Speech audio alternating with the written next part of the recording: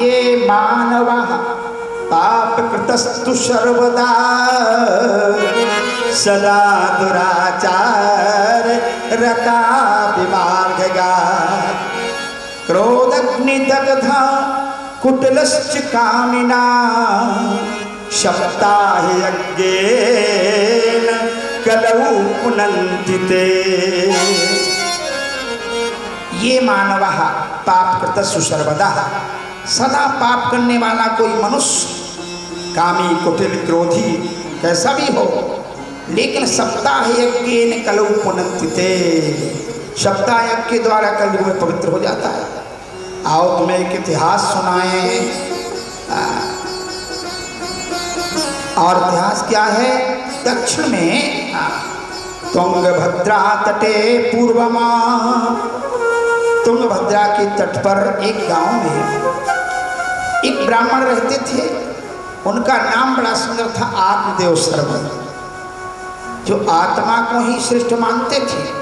और दुर्भाग्य से समझो, जैसी समझो, उनकी पत्नी का नाम था धुंधुली। वह लेकिन सभी उनमें था, सभी था, धनवान थे, विद्वान थे, लेकिन एक ही बात का दुख था, कोई लड़का नहीं था। भैया तकदीर ने बेटा दिया न था,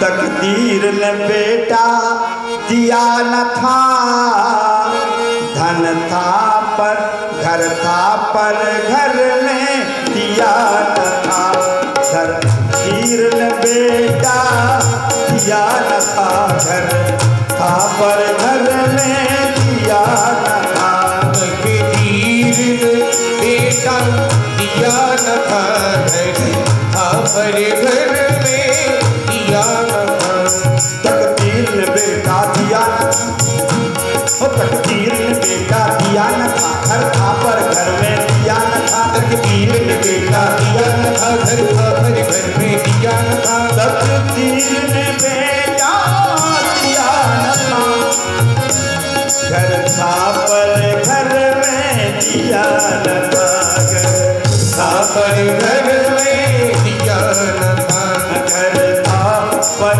घर में दिया न था, घर था पर घर में दिया न था। बोलिए बाल कृष्ण लाल की जय। बड़े दुखी रहते थे। एक दिन तो उनका विचार आया, जीवन से अच्छे जीवन को समाप्त कर देना अच्छा है। चले जाते हैं एकांत में, तालाब के किनारे जाकर बैठे।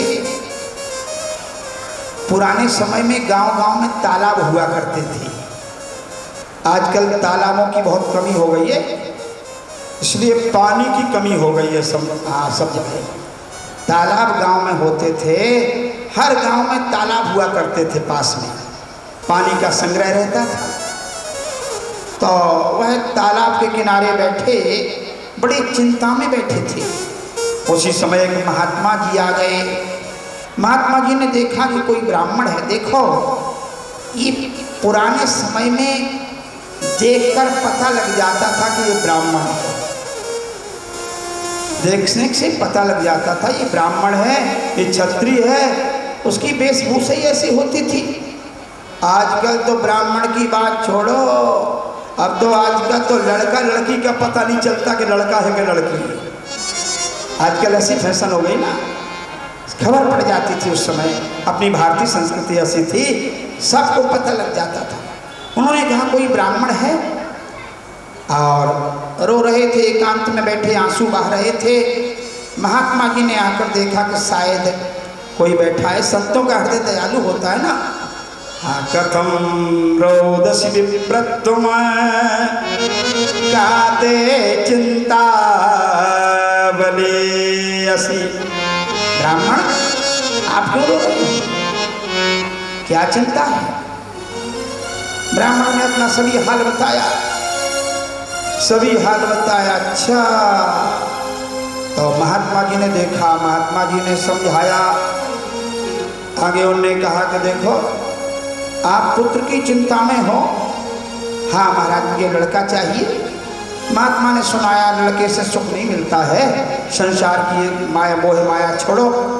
उदाहरण दिए सगर के 60,000 लड़के थे, बैल का उदाहरण दिया, लेकिन वो मानने वाले कहाँ थे। ब्राह्मण ने कहा महाराज ये बातें तो हम बहुत जानते हैं, हम भी विद्वान हैं, हम प्रवचन करते हैं, हमें तो पुत्र चाहिए बस, नहीं आपके सामने हम आत्महत्या कर लेंगे। महात्मा ने कहा बड़ी आफत में पड़ गए, हम तो राग मार्ग बताने आए थे, ये तो बड़ी विचित्र बात हो गई। महात्मा जी ने कहा कि देखो तो हम रेखा देख रहे हैं, जो रेखा देखी संत ने कहा सप्त जन्मा अब्धि तव पुत्रो नएव च नएव चा। एक जन्म की तो बात क्या है पंडित जी, 7 जन्म में पुत्र का कोई योग नहीं है। अब तो और चिंता में हो गए कि महाराज हम तो एक ही जन्म से परेशान थे, टेंशन में, आपने तो 7 जन्म की बात बता दी, अब क्या होगा। हमारे यहाँ भगवान का विधान बहुत अच्छा है, भगवान का जो विधान है वो बड़ा सुंदर है, तभी तो हमें पूर्व जन्म की याद नहीं रहती। हमारा कहीं जन्म हुआ होगा पहले भी, लेकिन याद नहीं रहती है। याद रहे तो क्या हो जाए, बड़ी समस्या हो जाए समाज में। अगर पूर्व जन्म की सबको याद रहने लगे तो बड़ी समस्या खड़ी हो जाए। पहली बात ये कि एक जन्म का टेंशन तो कितना परेशान करता है, और दूसरे जन्म की याद आ जाए पहले वाली को, तो वो भी टेंशन बढ़ जाएगा। और आपस में झगड़ा होने लगे कि हमारा घर है, हम पहले पैसा कमा कर रखे आए थे, वहाँ हमारा घर है, लाओ हमारा, बड़ी समस्या हो जाए। तो याद भुला देते, याद नहीं रहती। अगर ज्ञान हो जाए तो, अब ज्ञान हो जाए तब तो बड़ी अच्छी बात है। तो ज्ञान हो जाए तब तो पता ही है कि हमारा पहले भी जन्म हुआ होगा, ये पहला जन्म थोड़ी है, हमने पहले भी धन पैसा कमाया होगा, लेकिन संग में कुछ नहीं गया, जाना अकेले ही पड़ता है। तो अगर ये बात आ जाए तो मन में, तो कभी कोई किसी की बेईमानी ना करे कि हमने पहले जन्म में भी कमाया होगा, छोड़कर आए हैं, कोई साथ में नहीं आता है, हमारा सत्कर्म होता है वही मेरे साथ में आता है, तो गलत काम नहीं होंगे। हाँ, लेकिन याद नहीं रहने देते, बड़ी अच्छी बात है। ब्राह्मण ने कहा नहीं महाराज हमें पुत्र चाहिए। महात्मा जी ने कहा चिंता न करो। महात्मा जी तो महात्मा जी ठहरे, और उन्होंने एक फल निकाला झोले में थे, लो ये फल ले जाओ, अपनी पत्नी को दे देना, खा ले और तुम्हारे पुत्र रत्न की प्राप्ति हो जाएगी। महाराज कोई संयम नियम की कुछ नहीं, ईर्ष्या नहीं करना चाहिए किसी से, और सात्विक भोजन करना चाहिए। अच्छा, और महाराज बड़ी प्रसन्नता में आत्मदेव ब्राह्मण आए, अपनी पत्नी को बड़ी आवाज लगाई, आई क्या चिल्ला रहे हो, क्या बात है? अरे मैं एक फल लाया हूँ, महात्मा जी ने दिया है, आप खा लो, पुत्र होगा। उसने फल लिया, ऐसे नहीं खाया जाएगा, महाराज स्नान करके खाएंगी फल। अब धुंधली तो धुंधली है, उसने बहुत तर्क किया। देखो गीता में है, गीता में योग है, 18 अध्याय है ना, भक्ति योग, ज्ञान योग, कर्म योग, और यहाँ धुंधली का भी योग है, उसका क्या नाम है? तर्क योग। वो तर्क करती है, फल खा लगी बड़ी समस्या हो जाएगी। अपने आप में तर्क किए उसने, फल खा लेगी तो बालक गर्भ में आ जाएगा, घर का काम कौन करने आएगा? नदी को बुलाए तो बड़ी चोटू है, सब कुछ रह जाएगी। अपने आप उसने बड़े तर्क किए, भागना दौड़ना पड़े तो नहीं दौड़ पाएंगी। कुल मिलाकर उसने ऐसे तर्क किए, फल खाया ही नहीं। और जब फल खाया नहीं, अब फल तो रखा है। जब तक आ गई उसकी छोटी बहन, उदास देखा, दीदी उदास क्यों हो? अरे क्या बताएं, तुम्हारे जीजा जी बड़े ये फल लाए, फल खा लो, लड़का हो जाएगा। छोटी बहन ने कहा अच्छा अच्छा छोड़ो ये झंझट, को चक्कर में पड़ी हो क्यों? फल खिलाने से कुछ होता है? आपको अगर जरूरत है तो हमारे बच्चा होने वाला है, हमारे पति बड़े लोभी हैं, पैसा के लालची, उनको कुछ धन दे देना, अपना लड़का हम तुम्हें दे देंगे, आप क्यों चिंता करती हो? अरे बहन सही उपाय तो तुम्ही ने बताया, हम तो यही चाहती थी। लालने पालने दुखम, लालन पालन करने में बड़ा दुख होता है। तो उसने कहा ठीक है, फल क्या किया जाए, गाय को खिला दो। गाय भी 5 थी, गाय को फल खिला दिया गया। और धुंध का पंडित जी से कह दिया हमने तो फल खा लिया है। एवं कुतर्क योगे ने तत्फलम नैव भक्षिता, फल नहीं खाया। पंडित जी सीधे साधे, और घर घर में अब हमारे घर में भी बालक होगा, किलकारियाँ गूंजेंगी, बड़ी मस्त हैं, आनंद होता है ना। देखो आनंद होता है वो फैल जाता है, बार बार कहीं उसने झूठ बोल दिया। और इधर क्या हुआ, ये बालक हुआ उसकी बहन की, जब वह बहन ने बालक दे दिया लाकर। पंडित जी से कहा देखो हमारे दूध नहीं निकल रहा है, उस समय बोतल का जमाना नहीं था ना, अब दूध कहाँ से लाया जाए? तो उसने हमारी बहन है उसको बुला लो, उनके बालक हुआ था नहीं रहा, बहन को बुलाया गया। अब लड़का तो उसका था ही नहीं, लिया था, तो धीरे धीरे वह बालक, और 3 महीने बाद गाय के भी बालक हो गया। बड़ा सुंदर, सर्वांग दिव्यम सुंदरम, बड़ा सुंदर बालक है, सोने जैसा दिव्य शरीर है और बड़ा दिव्य है। और उसका जब समय आया, नामकरण संस्कार का समय आया, पंडित जी विद्वान थे, उन्होंने कहा नामकरण संस्कार हो जाए। तो उन्होंने कहा इसका नाम क्या रखा जाए? पंडित जी ने रखा, इसका नाम है गौकर्ण, गाय जैसे कान है तो गौकर्ण है। और उस लड़के का नाम रखना चाहा तो धुंधकारी, धुंधुली ने मना कर दिया, नहीं नहीं इसका नाम तो मैं रखूंगी अपनी इच्छा से, हमारा लड़का है, तुम ही रख लो। उसने कहा हमारा नाम धुंधुली, हमारे लड़के का नाम धुंधकारी, अपनी राशि का नाम रखेंगे ना। तो ऐसा नाम रख लिया। अब दोनों बड़े होने लगे। यत काले न तौ जातो तरुलो तनयाविति, थोड़े काल में बालक बड़े होने लगे, दोनों बालक बड़े हुए। और कैसे हैं, लेकिन बड़े तो हुए। एक गौकर्ण पंडितो ज्ञानी, और भैया धुंधकारी महाखला। गौकर्ण तो बड़े पंडित हुए, ज्ञानी हुए, और धुंधकारी महाखला। देखो एक होता है खल और एक होता है महाखल। महाखल, वैसे खल शब्द का अर्थ संस्कृत में दूसरा है। संस्कृत में खल का अर्थ है जैसे तेल में ते वो खली निकलती, खली तेल पेरने जाते ना आप लोग सरसों लेकर, तो वो खली निकलती, उसी से खल शब्द बनता है। उसका अर्थ क्या है? जहाँ कोई स्नेह ना हो, ममता प्रेम सभी सूख, खरी सूखी सूखी होते ना, तेल निकल जाता, तो जो केवल नीरस हो जाते हैं, इसमें कुछ स्नेह प्रेम नहीं रहता, उसे खल कहते हैं। अब दूसरी बात, खल कौन है? संतों ने कहा खा माने खाए और ला माने लड़े, उसका नाम है खल। और जिसका खाए उसी से लड़े वो महाखल, जिसका खावे उसी से लड़े वो महाखल। तो भैया धुंधकारी महाखला। गौकर्ण जी महाराज पंडित थे। पंडित का अर्थ क्या होता है?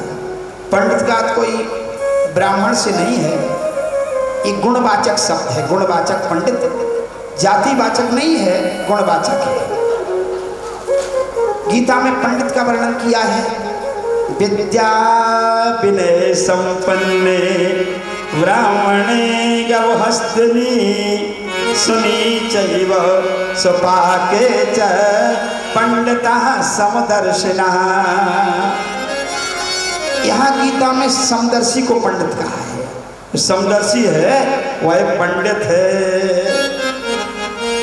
और रामायण में सुमंत्र जी को पंडित कहा, भैया तुम पंडित परमार्थ ज्ञाता, तुम पंडित परमार्थ ज्ञाता, तुम पंडित परमार्थ ज्ञाता, तुम पंडित परमार्थ ज्ञाता, धरो धीर लख विमुख विधाता, धरो धीर लख विमुख विधाता।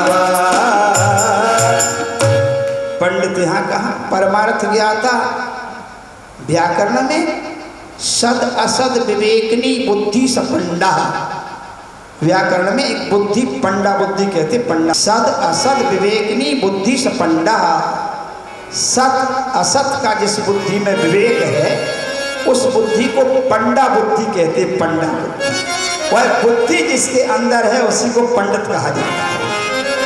ये पंडित शब्द के कई अर्थ हैं। तो गौकर्ण पंडितो ज्ञानी धुंधकारी महाखला, महाखल है। और धुंधकारी निकल जाता तो लोग दरवाजे बंद कर लेते, धुंधकारी आया और गौकर्ण करते थे, लोग प्रणाम करते, महाराज बहुत अच्छा दर्शन करने आते हैं। तो धुंधकारी का तो अत्याचार बढ़ने लगा है, इतना बढ़ा अत्याचार, अगर मना किया जाए अब तो परेशान हो गए आत्मदेव, लड़का से परेशान। हाँ, तो पंडित जी को शिकायत आने लगी, पंडित जी मना करें, तो बड़ा हो गया, बड़ा उदंड निकला। अब पंडित जी पर भी हावी हो गया, पिता पर हावी हो गया अपने पर। हाँ, अब उनका कोई उपाय नहीं चल रहा है, उपाय नहीं चल रहा। तो पंडित जी ने बहुत, पंडित जी को उसने आगे हम क्या बताएं, पंडित जी को उसने प्रारंभ कर दिया, चुप रहो, अंत में तो पीटना शुरू भी कर दिया, और ऐसा पीटेगा चुप। अब पंडित जी बड़े पछताने लगे, अच्छा हमने पुत्र मांगा, रो रहे बेचारे बैठे अंदर, रोने भी नहीं देता, रोना नहीं, किसी को बताना नहीं, हमारी इज्जत बेकार हो जाएगी।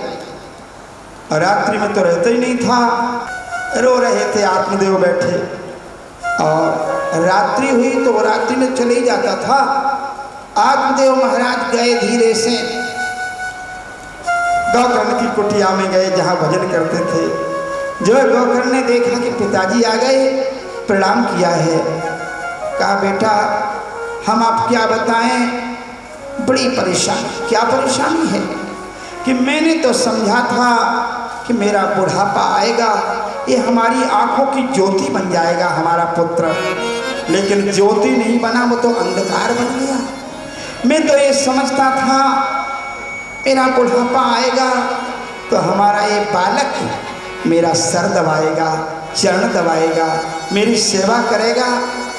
धुंधकारी ने किया था, सर तो दबाया लेकिन हाथ से नहीं, पैर से दबाया। अच्छा, महात्मा बड़ी अच्छी बात कहते थे। गौकर्ण जी ने कहा पिताजी अब एक काम और करोगे, क्या करें? धुंधकारी की आरती करना चाहिए आपको। तो क्या कहते हो बेटा? आरती करना चाहिए, ऐसे लड़के की आरती करना चाहिए। हाँ, आरती करना चाहिए। क्यों? एक बात बताएं, आप कभी सत्संग में नहीं जाते हो? एक बार मरने गए थे जब वो महात्मा जी मिल गए थे। जब से आप कहीं सत्संग में नहीं जाते, कोई भागवत में नहीं जाते, कोई कथा में नहीं जाते, आज आए हो। क्यों? धुंधकारी की लात लगी तो सत्संग में करने आ गए।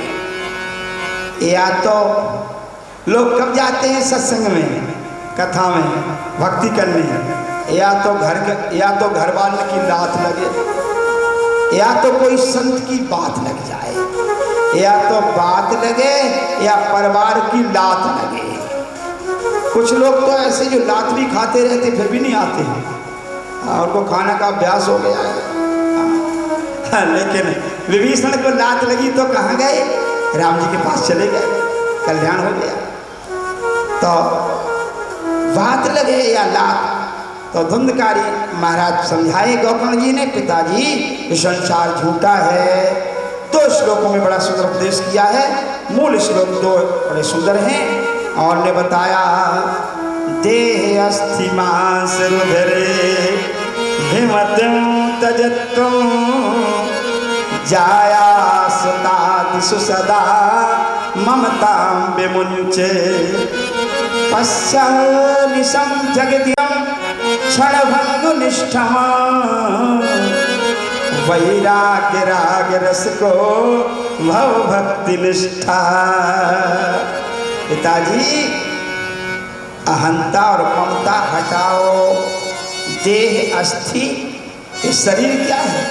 देह अस्थि मांस रुधिरे भिमतिम तजत्वं, इसकी जो शरीर है इससे अहंता हटाओ। यही तो माया है, मैं और मेरा,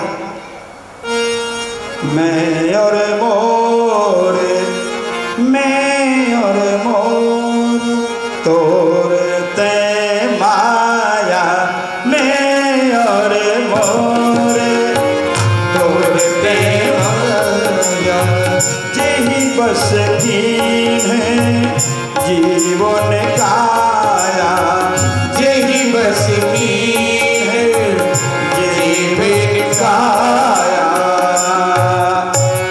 यही माया है, मैं मेरा। इस शरीर के संबंधी, जब शरीर ही अपना नहीं है तो संबंधी अपने कैसे हो सकते हैं? हमारा शरीर पर कोई बस है? कोई बस नहीं है। अगर हमारा शरीर पर बस चलता तो हम बुढ़ापा ना आने देते, सफ़ेद बाल ना होने देते। लेकिन लोग प्रयास तो बहुत करते हैं, हाँ डाई लगाते हैं, सफ़ेद बाल हम नहीं होने देंगे। एक सज्जन से हमने कहा आप डाई क्यों लगाते बालों पर? तो उन्होंने बड़ा अच्छा उत्तर दिया। उन्होंने कहा महाराज जैसे कपड़ों पर प्रेस की जाती ना, कपड़ा सिकुड़ जाता तो प्रेस करी जाती ना, तो हम बालों पर भी प्रेस करते हैं, काले बाल कर लेते ना लोग। क्या जरूरत है काले बाल करने की? बुढ़ापा आ गया तो आ गया, तो आने वाला है, कितना भी प्रयास करें लेकिन नहीं। तो ये अपने बस की बात नहीं है। देह अस्थि मांस रुधिरे विमतिम तजत्वं जाया सुतादिसदा ममतां विमुञ्चे पश्यानिशं जगदिदं, पश्यानिशं जगत इदं। ये कैसा क्षणभंगो निष्ठम, क्षणभंगुर है। आहा, इस असार संसार, इस असार संसार में क्या रखा है? इस असार संसार में क्या रखा है? इस असार, ओ इस असार संसार क्या रखा है? इस असार संसार में क्या रखा है? संगी साथी छूट जाएंगे, संगी साथी छूट जाएंगे, रिश्ते नाते टूट जाएंगे, रिश्ते नाते टूट जाएंगे। इस झूठे व्यवहार में क्या रखा है? इस झूठे व्यवहार में क्या रखा है? इस असार संसार में क्या रखा है? इस असार संसार में क्या रखा है? ये असार, असारे संसारे विषय विष संगा कुल धिया। ये तो महाराज उन्होंने कहा क्षणभंगुर है। तो करना क्या है कि वैराग्य राग रस को, वैराग के रंग में रंग जाओ, और वैराग के साथ भक्ति होनी चाहिए, भव भक्ति निष्ठा। आगे क्या करना है? धर्मं भजस्व सततम त्यज लोक धर्मा, सेवस्व साधु पुरुषान जहि काम तृष्णा अन्यस्य दोष गुण चिंतन मास मुक्त्वा सेवा कथा रस महो नितराम पिबत्वम्। कितनी सुंदर बात कही गोकर्ण जी ने। धर्मम भजस्व सततम त्यज लोक धर्मान। ये लोक धर्म है ना, उसको छोड़ो। क्या करें? भक्ति करो। ये भक्ति क्या है? परम धर्म है, परम धर्म। हाँ, भक्ति परम धर्म है। सबई पुंसाम परो धर्मा यतो भक्ति रधोक्षजे। यही भगवान ने गीता में कहा, सर्वधर्मान परित्यज्य मामेकं शरणं व्रज अहंता सर्व पापेभ्यो मोक्षयिष्यामि मा शुचः। तो ये आप त्यज लोक धर्मान और क्या करो? साधुओं की सेवा करो। सेवस्व साधु पुरुषान। कैसे सेवा करो? जहि काम तृष्णा।